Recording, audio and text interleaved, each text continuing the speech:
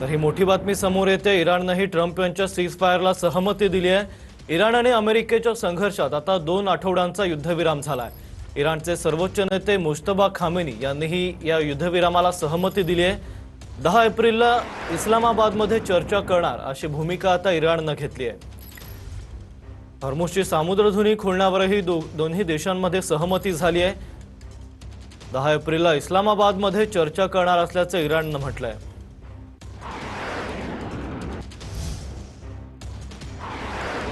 तर युद्धविरामानंतर इराणमध्ये जल्लोषाचं वातावरण पाहायला मिळतंय। इराणचा ध्वज घेऊन लोक रस्त्यावर उतरलेत।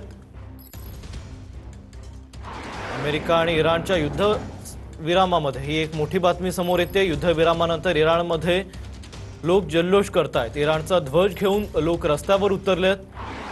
2 आठवड्यांसाठी सीजफायरची घोषणा झाल्यानंतर इराणमध्ये आनंदाचं वातावरण पाहायला मिळतंय।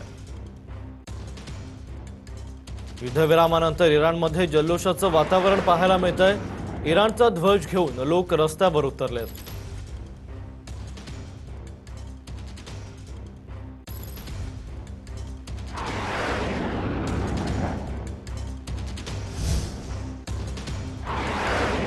तर युद्धविरामानंतर अराघची यांची पत्रकार परिषद ही एक मोठी माहिती समोर येते। संध्याकाळी 5:30 वाजता अराघची यांची पत्रकार परिषद होईल। तर आता युद्धविरामानंतर इराणचे परराष्ट्र मंत्री अब्बास अराघची पत्रकार परिषद घेऊन आपली भूमिका मांडतील। संध्याकाळी 5:30 वाजता अराघची यांची पत्रकार परिषद होईल। यामध्ये युद्धविरामानंतर इराणची भूमिका काय ही समोर येणार आहे। संध्याकाळी 5:30 वाजता अराघची यांची पत्रकार परिषद होईल। डोनाल्ड ट्रम्प यांच्या ट्विटनंतर इराणची पहिलीच पत्रकार परिषद होते। या पत्रकार परिषदेत युद्धविरामावर माहिती दिली जाईल, तसंच इराणची भूमिका काय आहे हे समोर येईल। इराणच्या 10 अटींवर चर्चा करणार असं ट्रम्प यांनी म्हटलंय। त्यावर इराण काय भूमिका घेतं याची माहिती आता देण्यासाठी संध्याकाळी 5:30 वाजता पत्रकार परिषदेचं आयोजन करण्यात आलंय। इराणचे परराष्ट्र मंत्री अब्बास अराघची संध्याकाळी 5:30 वाजता पत्रकार परिषद घेतील। 2 आठवड्यांसाठी अमेरिका आणि इराणमध्ये सीजफायर जारी करण्यात आलाय।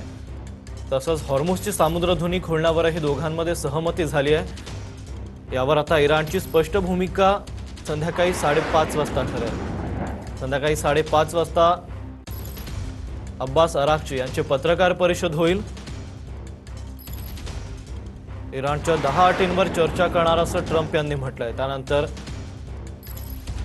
इराणचे सर्वोच्च नेते मुज्तबा खामेनी यांनी ही भूमिका स्पष्ट केली आहे। तर संध्याकाळी 5:30 वाजता युद्धविरामानंतर अराघची यांची पत्रकार परिषद पार पडेल।